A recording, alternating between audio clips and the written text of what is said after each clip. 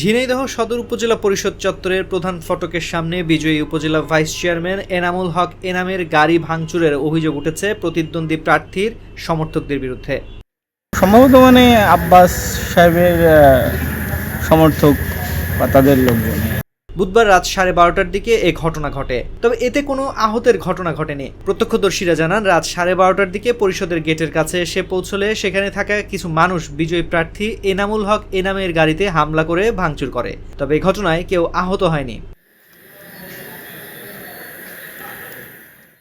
এমন সময় পুলিশ উপস্থিত হয়ে হামলাকারীদের উপর লাঠিচার্জ করে।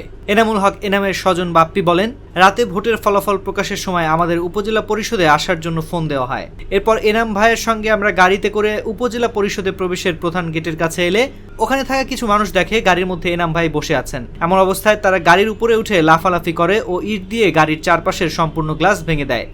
আমি আমার ভাইয়ের সাথে আমার এনাম ভাই আমার বোন, তার সাথে আমরা গাড়িতে আসছি। আমরা মাত্রই গেটের মুখে পৌঁছাইছি, ওই সময় বাড়ি থেকে দেখছে কারা ওখানে বেশ কিছু উটকো লোক ছিল, চিনি না, একটু উগ্র মেজাজে আর কি। কোনো কথা বলার সাথে সাথেই তারা দু একজন গাড়ির উপর উঠে লাতায়, ওখানে ইট ছিল পাশে, ওইটা দিয়ে মেরে মোটামুটি গ্লাসগুলো ভেঙে দিচ্ছে। গাড়ি পিছিয়ে নিয়ে যেতে চাইলেও যেতে দেয় না। এনাম ভাই গাড়ির দরজা খুলে বলেন, তোমরা এগুলো করো না, কি হয়েছে আমাকে বলো। এ সময় পুলিশ ওখানে উপস্থিত হয়ে এনাম ভাইকে বের করে নিরাপদ স্থানে নিয়ে যায়।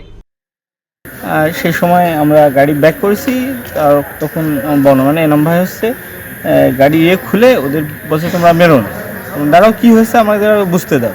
সেই সময় বলে তখন পুলিশ যে বের করে নিয়ে আসলো, যে কারণ ওরা অলরেডি এদিক ওদের মেজাজ হট, ওই বাকিটা তো দেখতেই পাচ্ছে। তিনি দাবি করেন, হামলাকারীরা অপর ভাইস চেয়ারম্যান প্রার্থী আব্দুল্লাহ ইবনে আব্বাসের সমর্থক।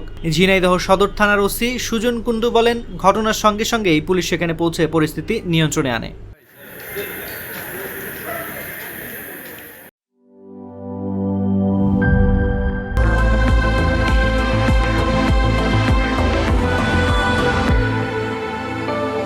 Harlan, be a show stealer.